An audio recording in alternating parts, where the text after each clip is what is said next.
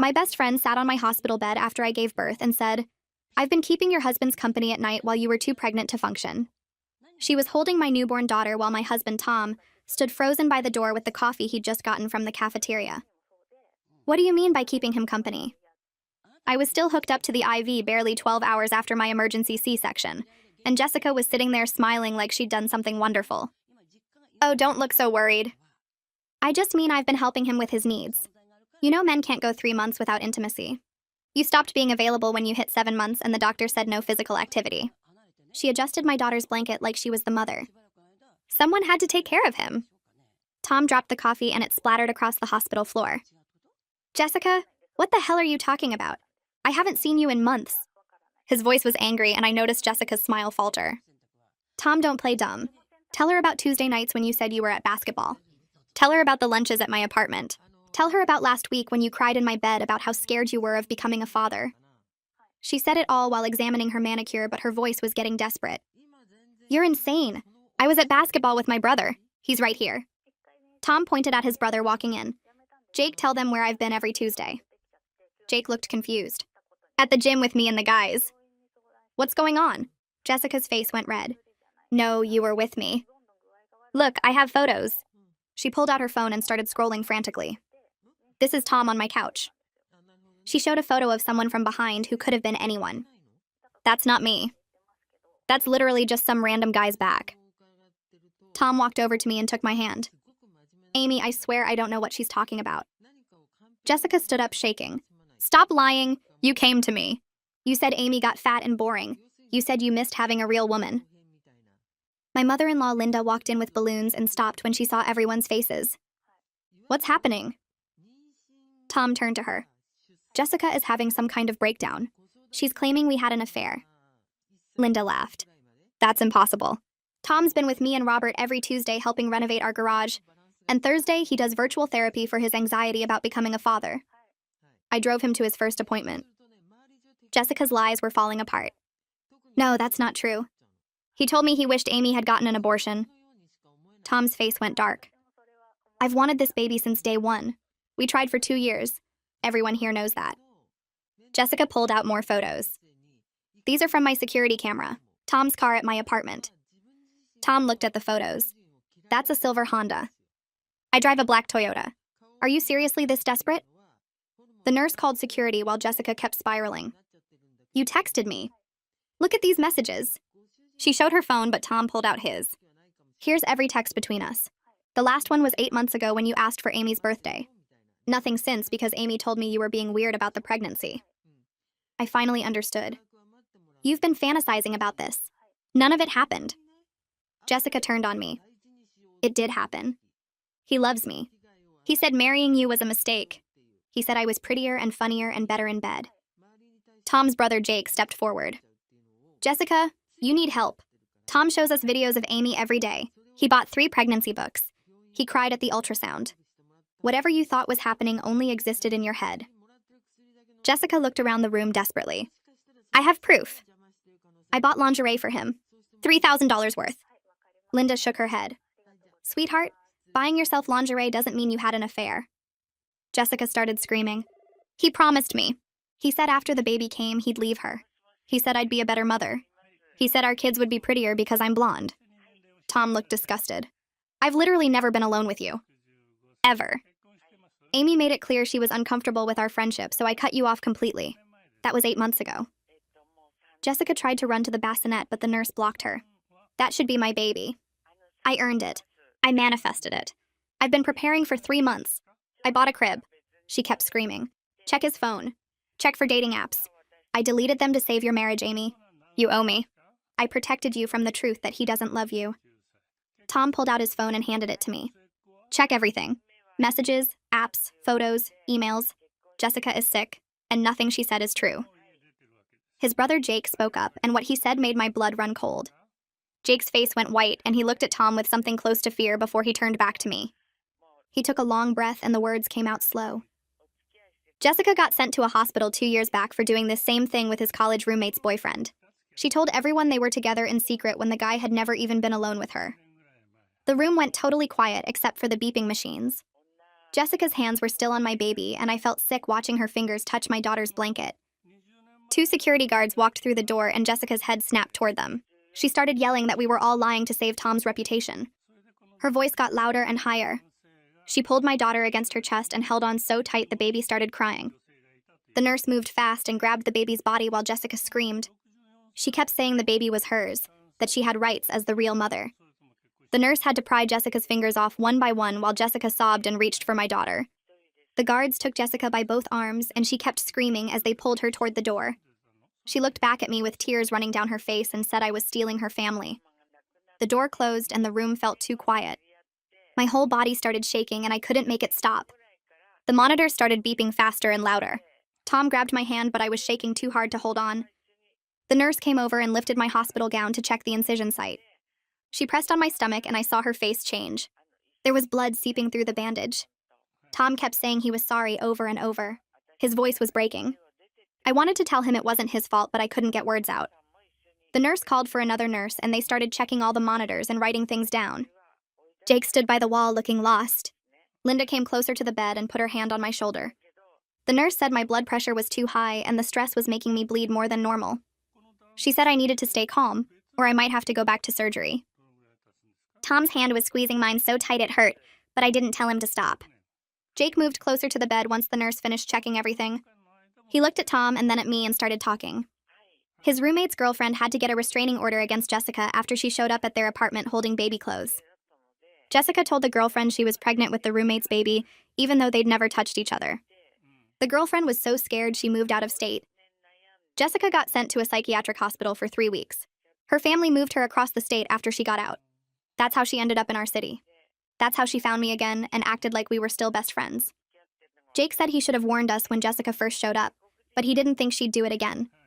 He thought she was better. His voice got quiet at the end. My brain was putting pieces together and I didn't like what I was seeing.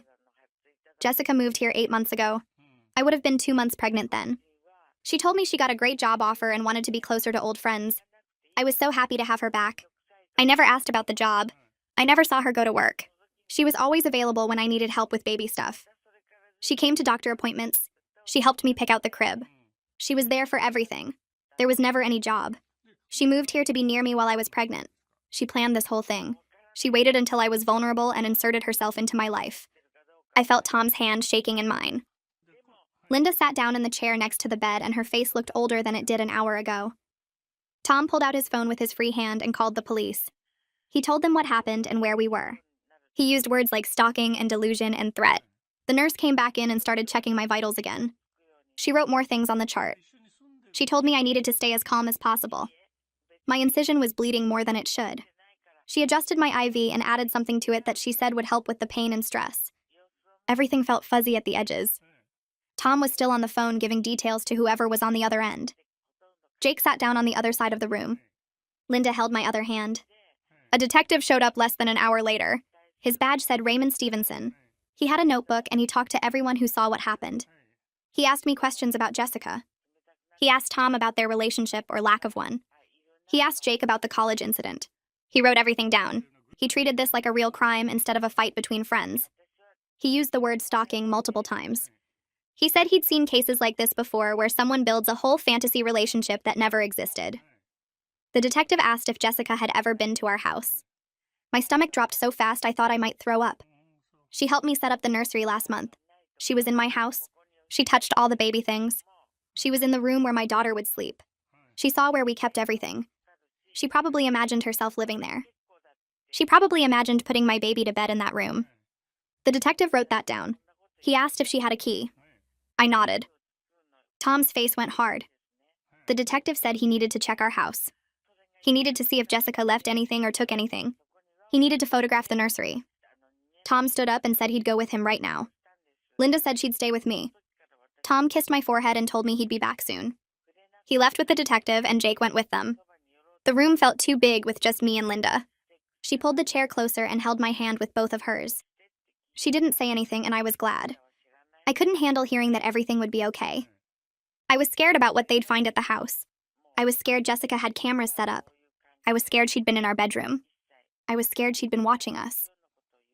Linda smoothed my hair back from my face like I was a little kid. The baby was in the nursery down the hall because I couldn't hold her right then. I felt like a bad mother already. Tom called an hour later. They found Jessica's key in her purse that security had taken. She had a key to our front door that I gave her months ago for emergencies. Tom was getting the locks changed right now. The detective was taking pictures of everything in the nursery. Everything Jessica touched was treated like evidence. Our home felt like a crime scene. Tom's voice sounded tired and angry and scared all at once.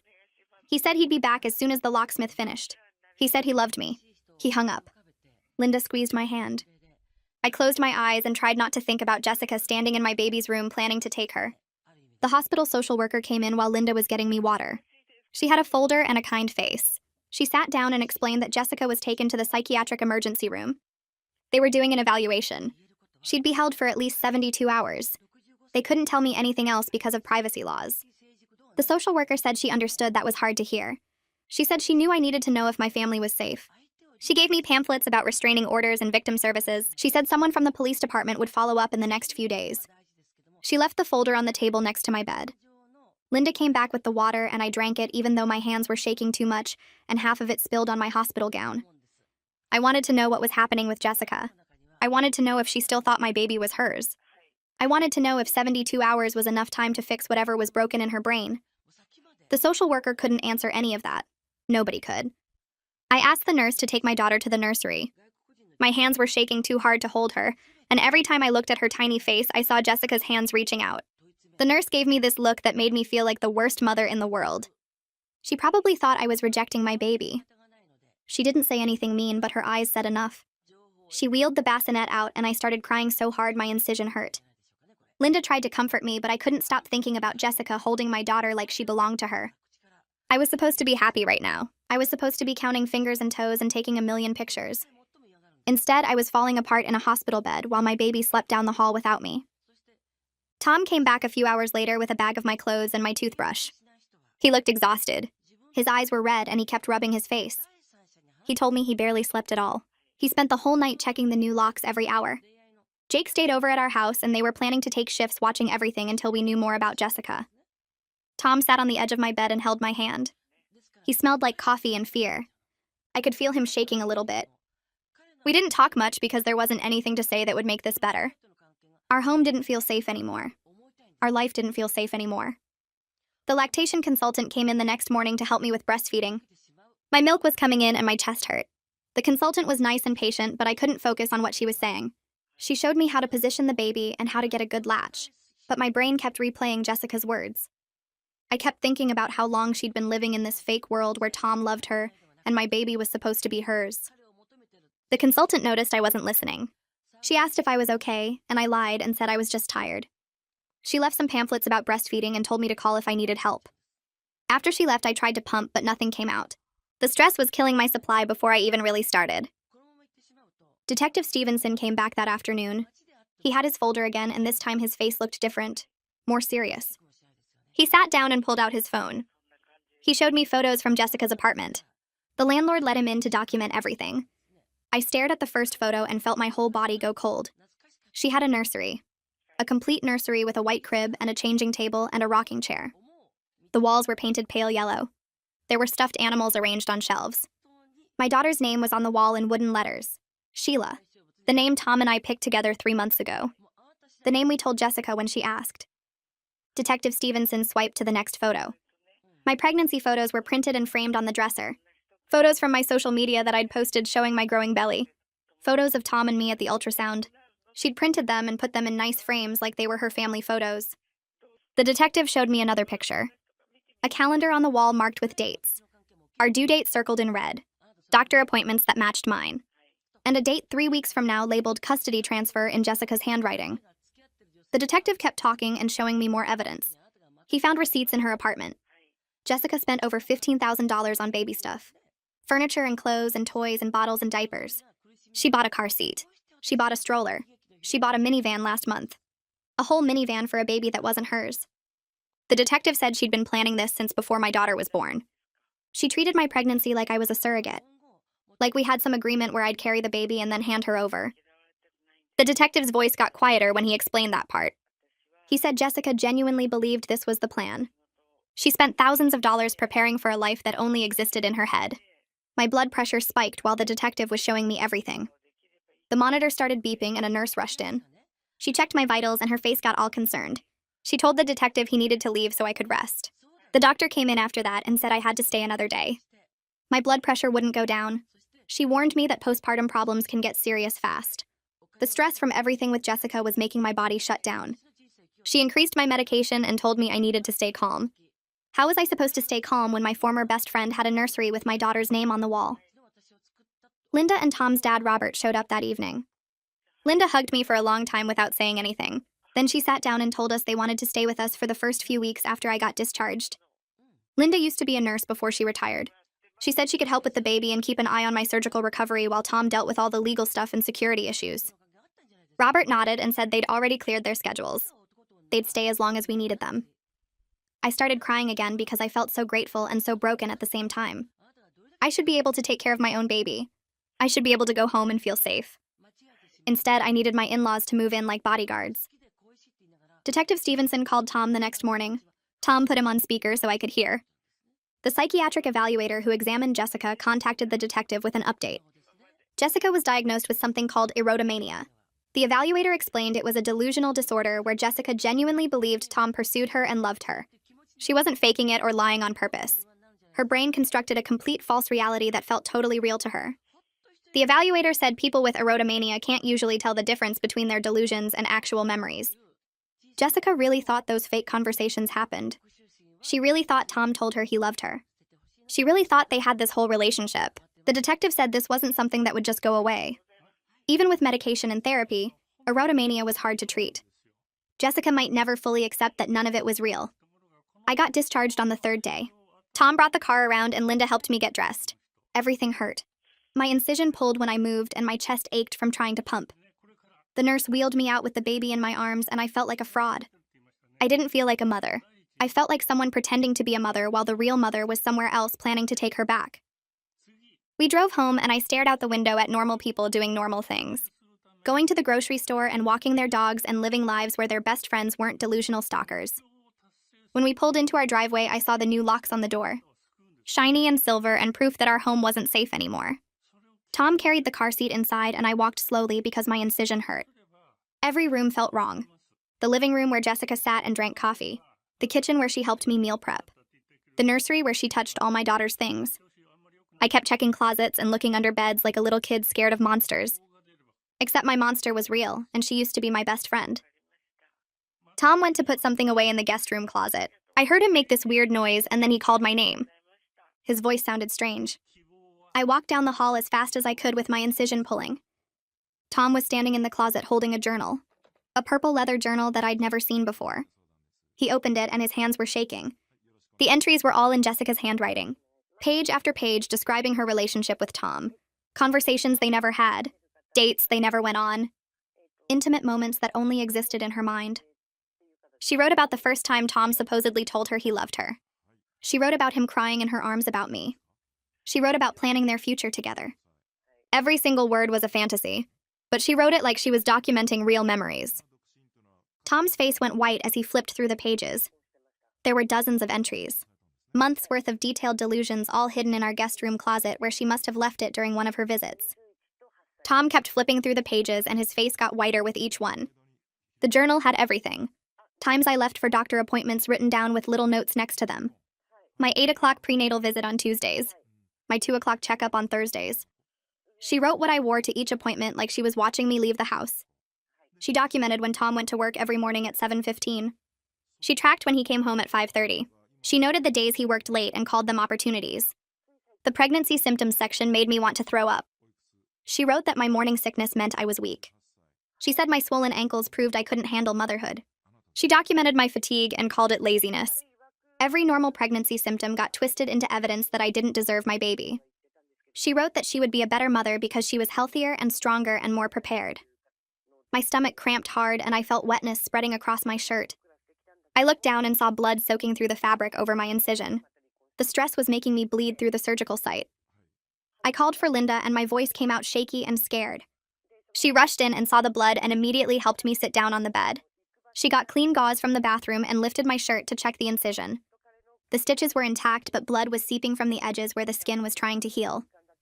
Linda pressed fresh gauze against the wound and told me to breathe slowly. I started crying because Jessica had been planning this for months and I never noticed anything wrong. I trusted her around my home and my husband and my unborn baby.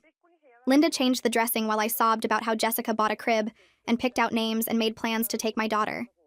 She kept saying soothing things, but I could see she was scared too. The bleeding slowed after 10 minutes, but Linda made me promise to call the doctor if it started again. Detective Stevenson called Tom's phone the next morning. Tom put it on speaker so I could hear while Linda held the baby in the other room. The detective said Jessica could be held beyond 72 hours if the psychiatric team decided she was dangerous. He was working with them to build a case for keeping her longer. They had the journal now as evidence. They had photos of the nursery she set up in her apartment. They had the receipts showing $15,000 spent on baby items. They had her detailed plans to take my child written in her own handwriting. The detective said this was enough to argue for extended involuntary commitment. He warned us that even with medication and treatment, erotomania was really hard to fix. Jessica might never fully accept that her whole relationship with Tom only existed in her head. Some people with this condition stayed delusional for years, even with the best care. The detective promised to update us as soon as the psychiatric hold was extended, or if Jessica was released. Tom thanked him and ended the call. We sat there not talking for a long time. I tried to breastfeed that afternoon because the lactation consultant said it would help with bonding. Linda brought the baby to me and left the room to give us privacy. I held my daughter and tried to get her to latch. She was fussing and I was fumbling, and then suddenly I couldn't breathe. My chest got tight and my hands started shaking. I kept seeing Jessica's face when she held my baby in the hospital. I kept hearing her say the baby should have been hers. My heart was racing, so fast I thought I might pass out. The baby started crying louder because she could feel my panic. I called for Linda and she came running. She took the baby from me and I doubled over trying to catch my breath. Linda sat next to me and talked me through breathing exercises until the panic attack passed. When I could finally speak, I told her I couldn't be alone with the baby without seeing Jessica trying to take her. Linda suggested pumping instead so other people could help with feedings while I worked through the trauma. I agreed, but felt like a complete failure. I was supposed to be a mother and I couldn't even feed my own daughter without falling apart. Tom spent the next 2 days installing security cameras around our house. He mounted them at every door and window. He set up the system so we could check the feeds from our phones. Jake came over to help research which security system was the best. They sat at the kitchen table comparing features and prices while I stayed in the bedroom. I could hear them talking about motion sensors and alert systems, but their voices sounded far away. I lay on the bed staring at the ceiling, feeling completely numb. This was supposed to be the happiest time of my life. I was supposed to be enjoying my new baby and recovering from birth and planning our future as a family. Instead, I was hiding in my bedroom while my husband turned our home into a fortress. I couldn't connect to anything. Not to Tom or the baby or even to myself. I felt like I was watching my life happen to someone else. Linda knocked and brought me food, but I barely ate. She asked if I wanted to talk, and I just shook my head. There was nothing to say that would make any of this better. Detective Stevenson called again 3 days later. The psychiatric hospital extended Jessica's hold to 2 weeks. They needed time to stabilize her on medication and adjust the dosage. The detective said this was good news because it meant the doctors agreed she was dangerous. But then he said something that made my stomach drop. Even with treatment, erotomania was one of the hardest delusional disorders to fix. Most people with this condition never fully accepted that their delusion wasn't real. They might stop talking about it or learn to hide their beliefs better, but deep down they still believed the false relationship happened. Jessica might take medication and go to therapy and say all the right things, but she could still believe Tom loved her, and the baby should be hers. The detective said we needed to be prepared for Jessica to be a long-term threat even after she got out of the hospital. We thanked him, and Tom immediately started researching restraining orders.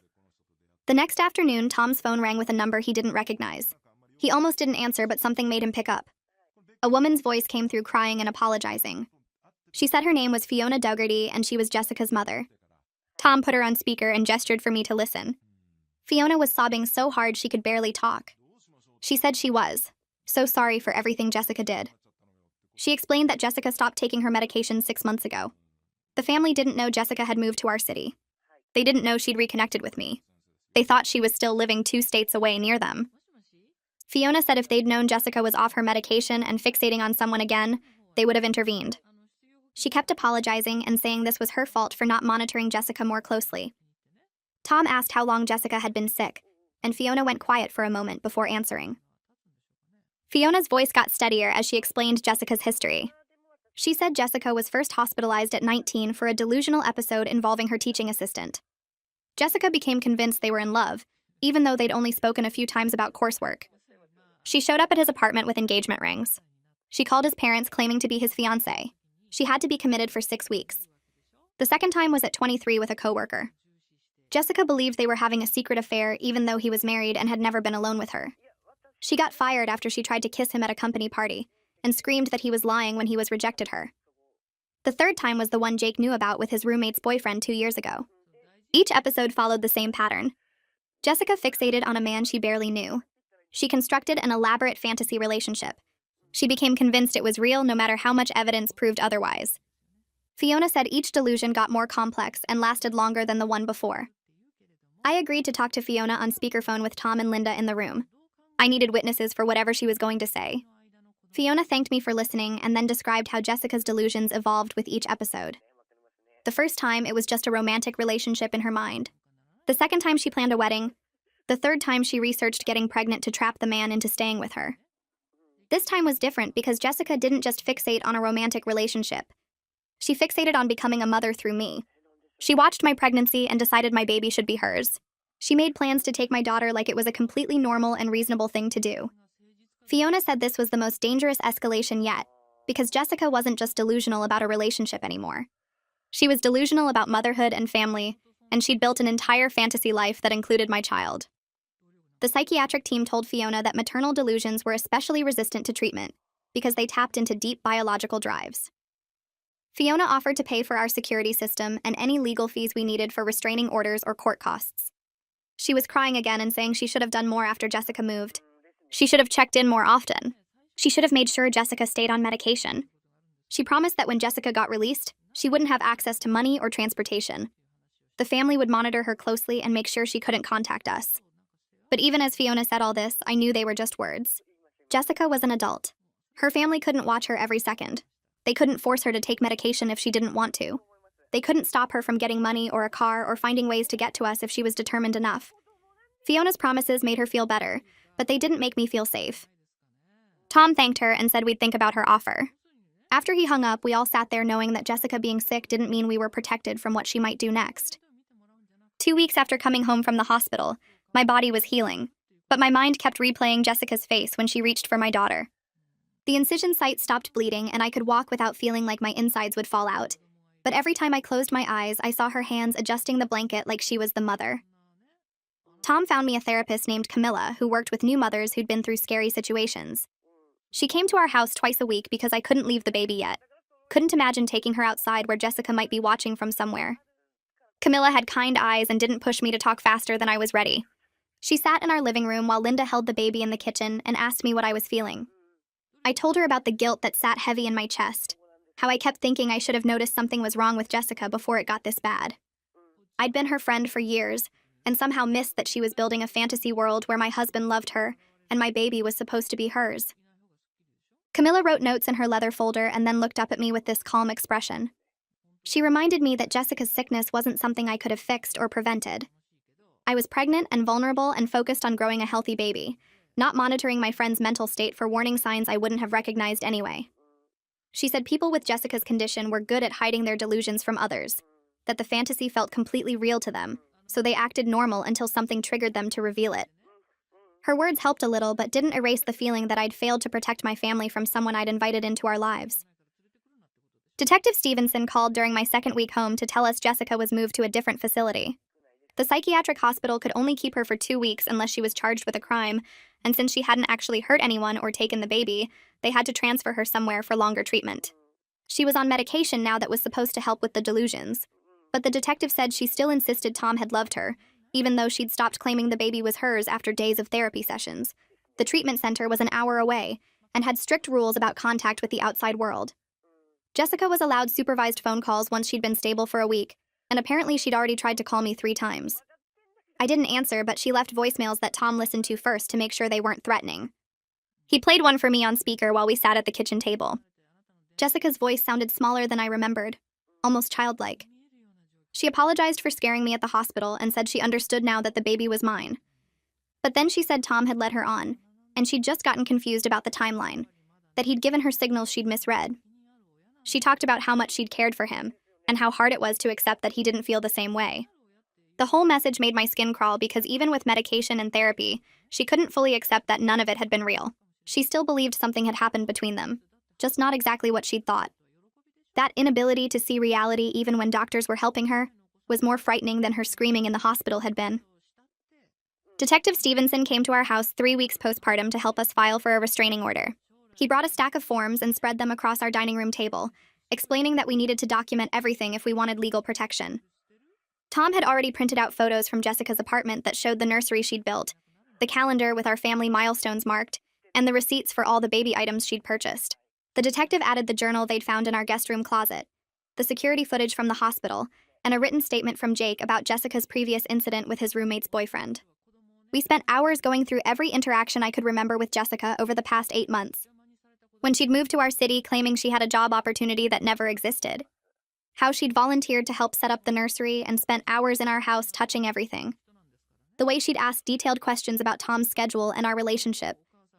Every memory took on a sinister meaning now that I knew what she'd been planning. Detective Stevenson recorded it all in his neat handwriting and told us the restraining order process could take several weeks. We'd have to go to court and present evidence to a judge who would decide if Jessica was dangerous enough to warrant legal protection. The detective seemed confident we had a strong case, but warned us that restraining orders were just pieces of paper. They told Jessica she couldn't come near us but didn't physically prevent her from doing it if she decided to violate the order. The hardest part of the restraining order application was writing my victim impact statement. The form asked me to describe how Jessica's actions had affected my life and my family. I sat at my laptop for 2 days trying to find words that captured the violation of having someone plan to steal my child. I wrote about lying in the hospital bed bleeding from surgery while she held my newborn and claimed to be the better mother.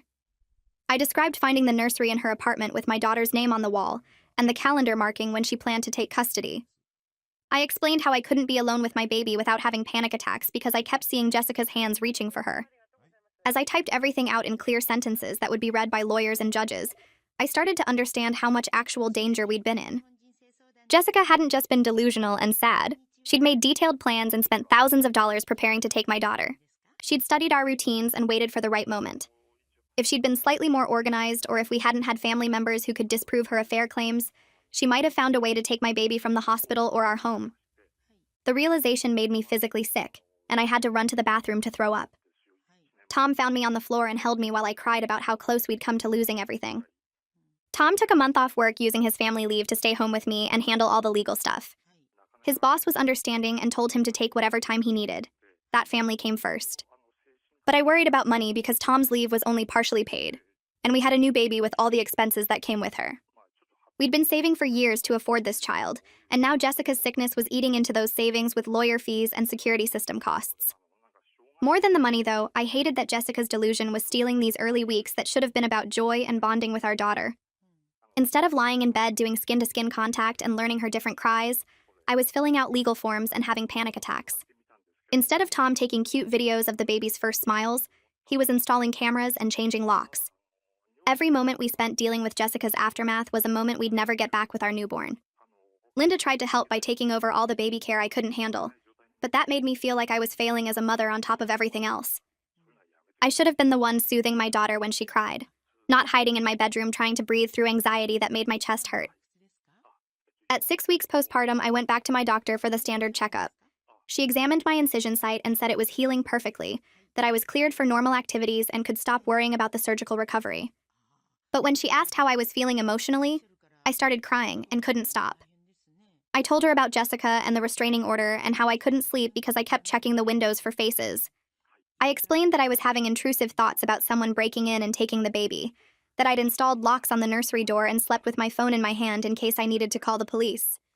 My doctor listened carefully and then said what I was experiencing went beyond normal new mother anxiety. She referred me to a psychiatrist who specialized in postpartum mental health because she was worried I might be developing an anxiety disorder on top of the regular stress of new motherhood. The line between reasonable caution about Jessica and paranoid hypervigilance had blurred so much I couldn't tell the difference anymore. Was it normal to check the locks 15 times before bed, or was that my anxiety taking over? Was it reasonable to panic when someone knocked on the door, or was I overreacting?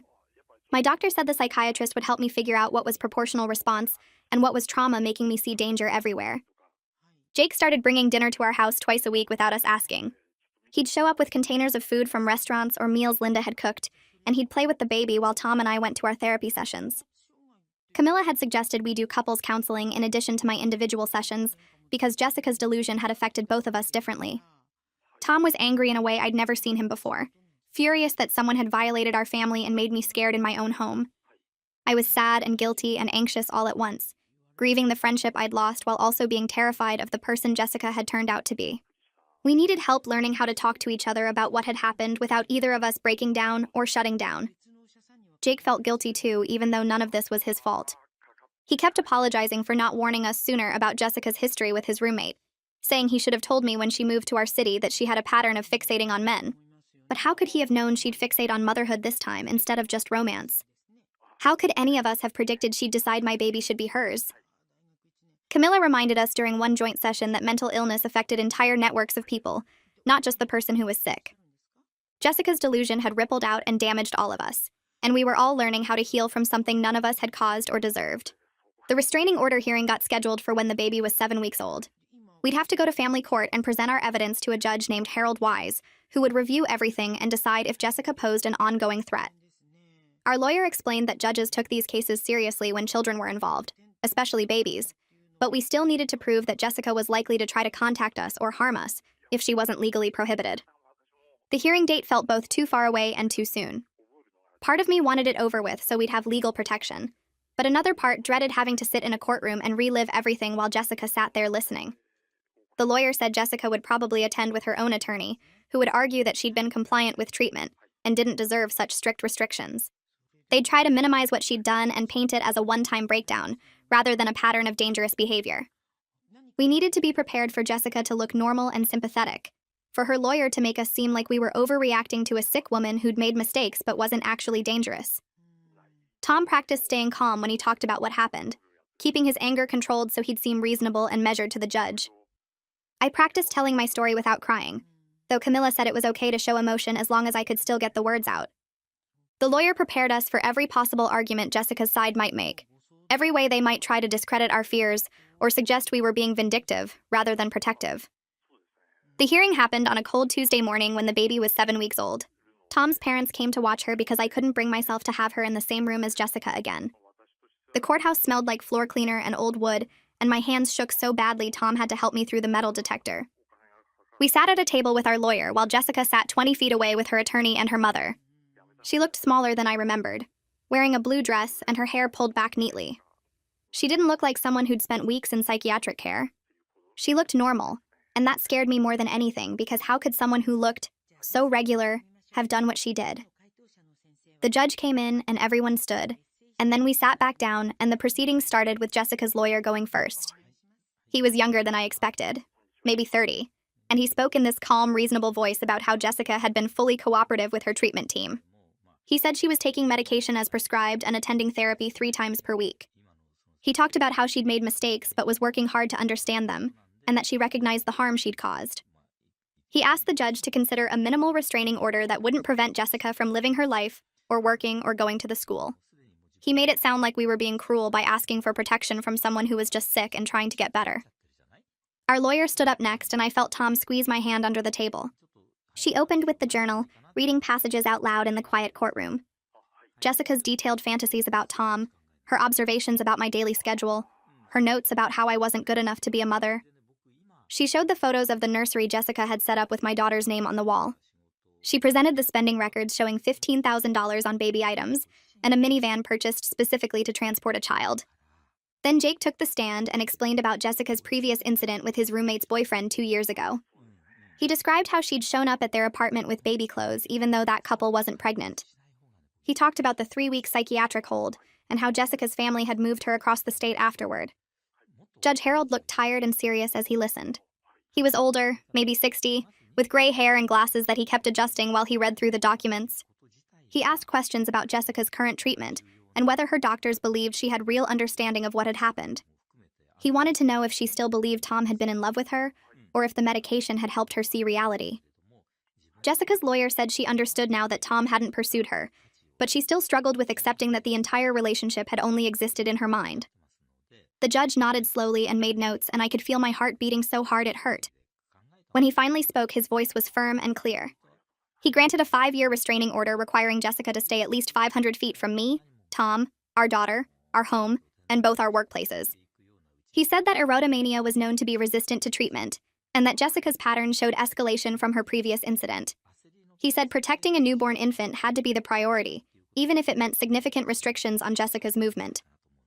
Jessica's face crumpled when he read the terms. She started crying quietly at first and then louder, saying she was punished for loving Tom. Her voice got higher and more desperate as she said we were keeping her from her destiny. Her lawyer put his hand on her arm trying to get her to stop, but she kept going. She said Tom had promised her a life together, and that we were all lying to protect his reputation. Her mother leaned over and wrapped her arms around her, but Jessica pushed her away.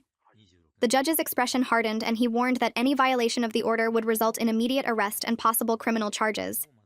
He said Jessica needed to understand that this was serious, and that the court would not tolerate any contact with our family. Security moved closer to Jessica's table as she sobbed into her hands. We left through a side door while Jessica was still crying, and I felt this weird mix of relief and sadness. The friend I'd loved didn't exist anymore if she ever had. I kept thinking about all the times we'd laughed together and made plans and talked about our futures. Had she been sick the whole time, or had something broken in her brain more recently? I'd never know, and that hurt almost as much as the betrayal. Camilla's office had soft lighting and comfortable chairs that didn't squeak. I sat across from her 2 days after the hearing and tried to explain how empty I felt. Not scared anymore exactly, just hollow where the friendship used to be. She listened without interrupting and then said something that made me cry. She said I was grieving someone who had never truly existed, and that was a unique kind of loss. The Jessica in my memories was partially real, and partially a construction I'd built from what I wanted to see. The real Jessica had been struggling with delusions maybe for years, and I'd missed all the signs because I'd loved the version of her I thought I knew. Camilla said accepting that was part of healing, letting go of the friend I thought I had, and acknowledging that person was never fully there. We talked about how mental illness didn't erase the good memories, but it did recontextualize them. Those coffee dates and shopping trips and late-night phone calls had been real experiences, but Jessica's internal reality during them had been different from mine. She'd been building a fantasy world while I'd been living in the real one. Camilla helped me see that I could hold both truths at once. I could grieve the friendship and still maintain firm boundaries. I could have compassion for Jessica's illness and still protect my family. These things weren't contradictory, even though they felt like they were. By the time I left her office, I felt lighter somehow, like I'd been carrying something heavy and finally set it down. The baby turned 2 months old on a Wednesday, and Linda came over with supplies to teach me her grandmother's tricks for soothing. She showed me how to swaddle tighter than I'd been doing, and how to make this specific shushing sound that apparently all babies respond to. We spent the afternoon together while Tom was at work, and I found myself actually laughing when my daughter made this scrunched-up face during a diaper change. Linda caught me checking the window at one point and gently redirected my attention back to the baby. She said I was doing better than I realized, and that becoming a mother while dealing with trauma was one of the hardest things a person could do. I looked at my daughter's tiny fingers wrapped around mine and realized I'd stopped seeing Jessica's hands reaching for her. She was fully mine now in a way she hadn't been in those first terrible weeks. I still had moments of anxiety, but they were getting shorter and less intense. I could focus on her expressions and her sounds instead of constantly scanning for threats. That night after Linda left, I sat in the nursery rocking my daughter and felt something close to peace. Not complete peace because the fear was still there under the surface, but enough peace to believe things might actually be okay. Tom went back to work the following Monday with the security system armed and his phone set to check in every 2 hours. The first day was hard for both of us. I kept texting him asking if everything was fine, and he kept calling between meetings to make sure we were safe at home. But we both knew we couldn't hide forever, or Jessica's delusion would still be controlling our lives even with her gone. We needed to rebuild normal routines and trust that the legal system would protect us. By Wednesday, the check-ins spread out to 3 times a day. By Friday, Tom stayed at work for a full 8 hours without rushing home early. It felt like progress even though it was exhausting. Every time the doorbell rang, I jumped. Every time a car drove slowly past our house, I watched until it disappeared. But I was learning to distinguish between reasonable caution and trauma-driven fear. Most cars were just neighbors. Most doorbells were just deliveries. The world wasn't as dangerous as my anxiety wanted me to believe. I found the support group through a flyer at my psychiatrist's office. It met Thursday evenings at a community center 3 miles from our house and focused specifically on mothers who'd experienced postpartum trauma. The first night, I almost didn't go because leaving the baby felt impossible even though Tom was home with her. But I forced myself to walk into that room with 8 other women sitting in a circle.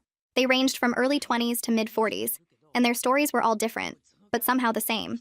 One woman's baby had spent 2 weeks in the NICU and she had panic attacks every time he coughed. Another had been in a car accident 3 days after giving birth and couldn't drive anymore without flashbacks. A third had a sister who'd tried to take custody, claiming she was an unfit mother. We all had this look in our eyes like we'd seen something terrible and were still processing it. Hearing them talk helped me realize I wasn't crazy or weak. Traumatic births happened. Medical complications happened. Violated trust during the postpartum period happened more than anyone wanted to admit. These women understood in a way my other friends couldn't. They knew what it felt like to be terrified in your own home with a newborn depending on you. They knew the guilt of not bonding immediately because fear took up all the space where joy should be. By the end of that first meeting, I'd cried twice and exchanged numbers with 3 women. I went back every Thursday after that. Fiona started sending updates every 2 weeks like she'd promised at the hearing. The first email came when the baby was 9 weeks old. She wrote that Jessica was living in a supervised group home with 4 other women who had various mental health conditions. She attended intensive therapy 4 days a week and had started working part-time at a bookstore doing inventory and shelving. The medication was helping with the delusional thinking, but Jessica still struggled with accepting that her relationship with Tom had never existed. Her therapist said she'd moved from believing it was currently real to believing it had been real in the past, but Tom was now lying about it. That was progress, apparently, even though it still meant she couldn't fully accept reality.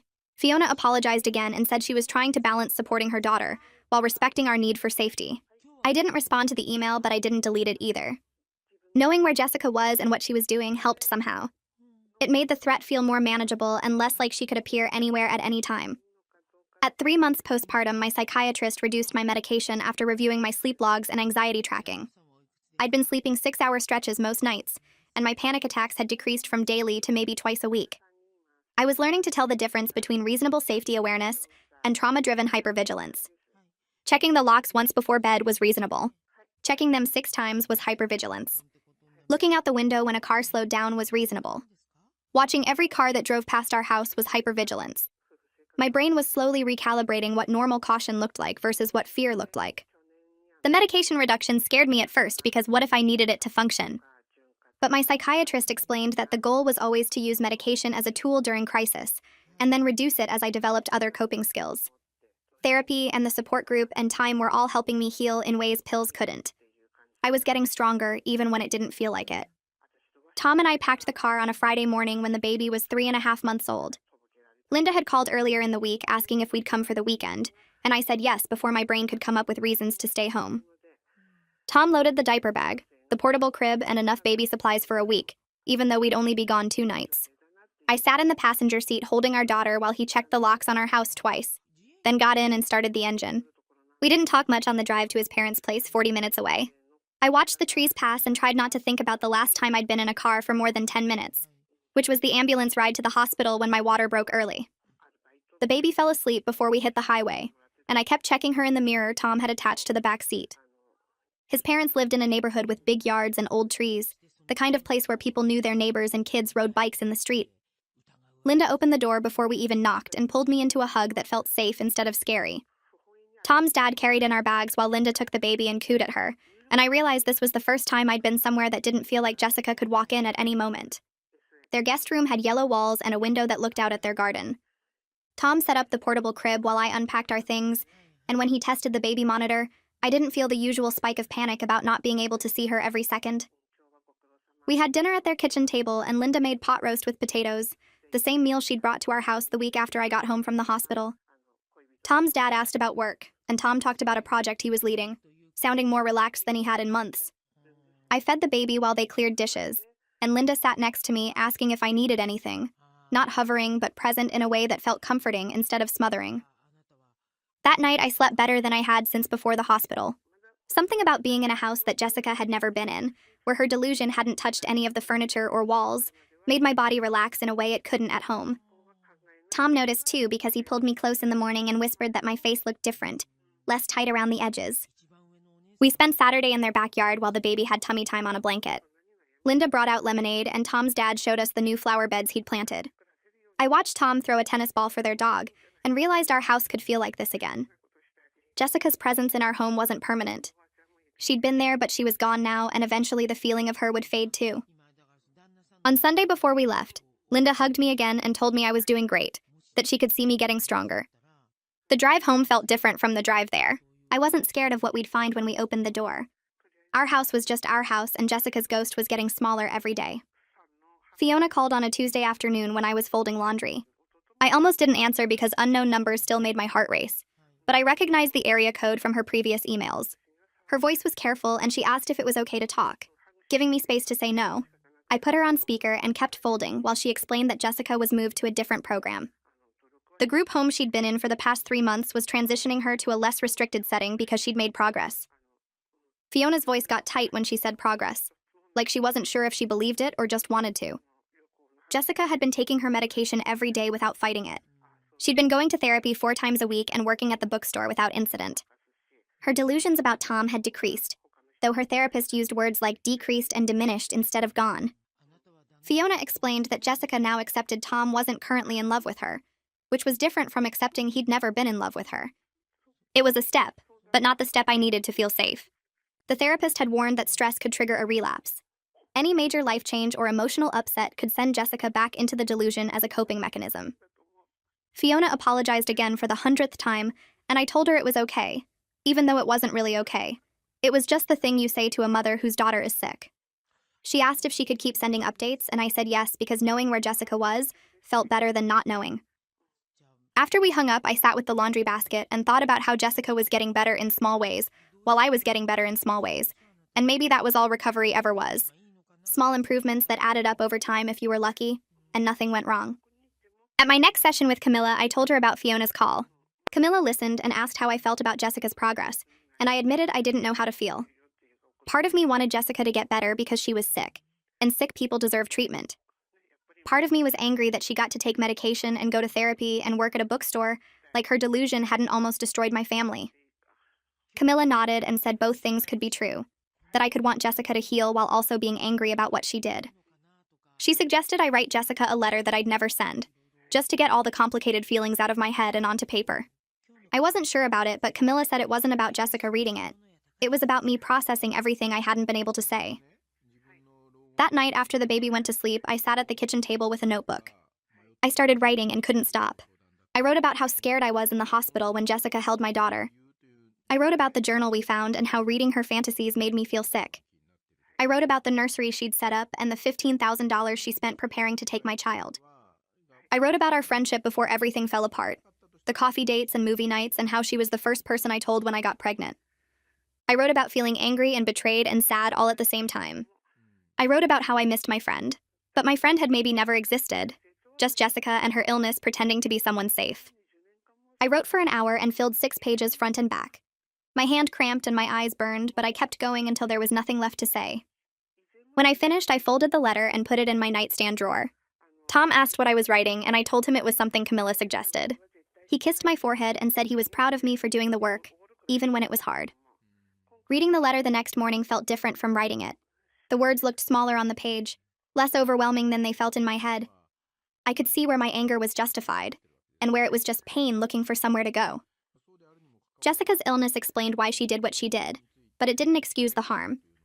I could acknowledge that her brain was malfunctioning while still maintaining that she wasn't safe to be around my family. I could grieve the friendship we had while accepting that friendship was built on a version of Jessica that couldn't exist without medication and intensive treatment.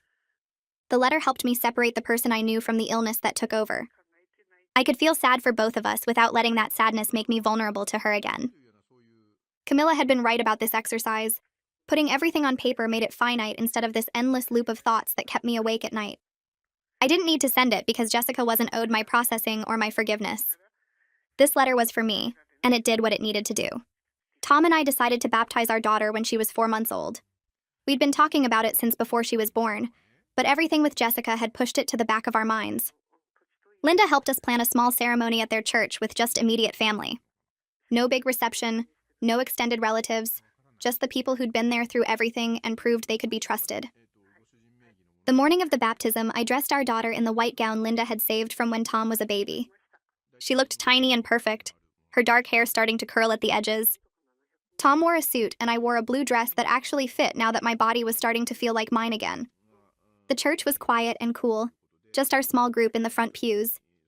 The priest was kind and didn't ask why we wanted such a private ceremony. He blessed our daughter and poured water over her head while she blinked up at him looking confused.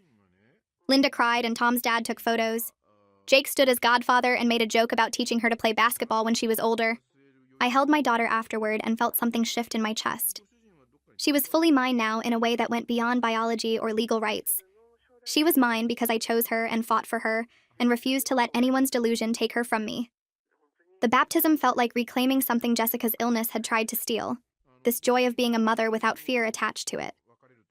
During the baptism, I looked down at my daughter in my arms and realized I wasn't seeing Jessica's hands anymore. For weeks after the hospital, I couldn't look at her without remembering Jessica holding her, adjusting her blanket like she had any right. But now when I looked at my daughter, I just saw my daughter. Her small fingers and the way she grabbed at my necklace. Her eyes that were starting to look more like Tom's. Her smell that was all baby shampoo and milk. Jessica's claim to her had evaporated, leaving only what was real and true. My daughter was mine and Tom's, born from my body and wanted before she even existed. No delusion could change that, and no amount of fantasy could make it different. I kissed her forehead during the ceremony and felt the last piece of Jessica's presence in my mind dissolve. She was gone from this, from us, from the sacred space we'd built around our family. Jake started bringing someone to family dinners a few weeks after the baptism. Her name was Sarah, and she worked as a teacher at an elementary school. She was funny and normal and clearly liked Jake without any weird intensity or hidden agenda. Watching them together reminded me that healthy relationships existed, that most people didn't experience what we went through with Jessica. They held hands under the table and made each other laugh, and it was so simple and uncomplicated. Linda asked Sarah about her students, and Tom's dad told embarrassing stories about Jake as a kid. I sat there feeding the baby and felt grateful that Jake had found someone good, someone whose brain worked the way it was supposed to.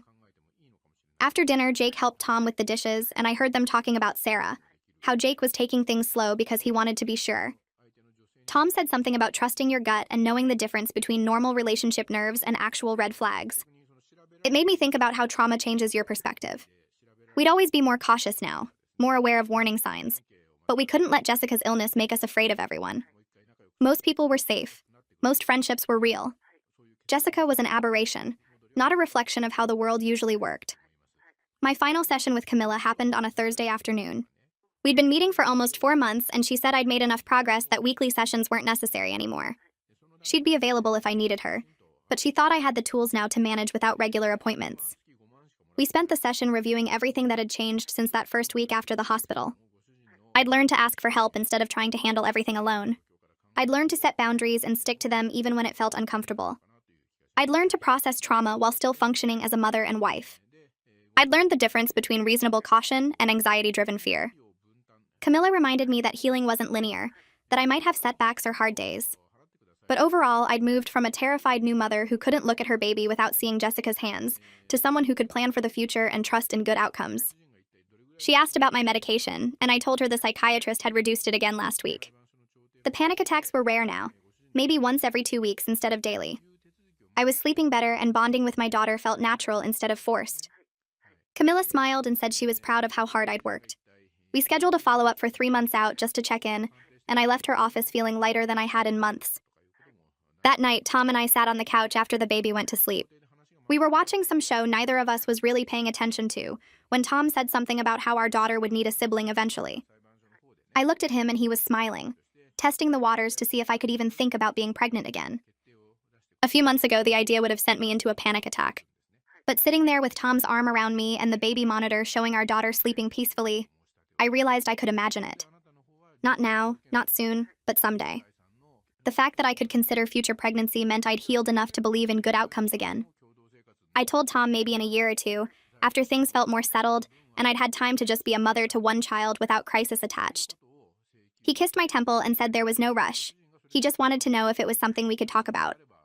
I said yes, we could talk about it, and that felt like the biggest sign of healing. I could plan for a future that included more children and more joy instead of just surviving each day. I ran into someone from my old book club at the grocery store. She asked about the baby and then asked about Jessica, saying she hadn't seen her in months. I had my response ready, the one I'd practiced with Camilla. I said Jessica was dealing with mental health issues and we weren't in contact anymore. The woman's face shifted to concern and she asked if Jessica was okay. I said she was getting treatment and left it at that. The woman nodded and said she hoped Jessica felt better soon, then asked about the baby's sleep schedule, and we talked about normal things for a few minutes before saying goodbye. Walking to my car, I felt relieved that I'd handled it without explaining everything. I didn't owe anyone the full story.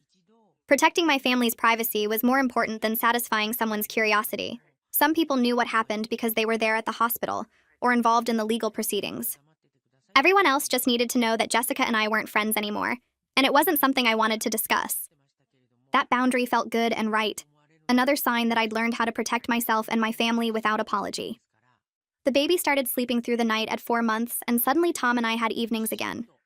We sat on the couch after she went down at 7, and for the first time in months, we just talked without someone needing something.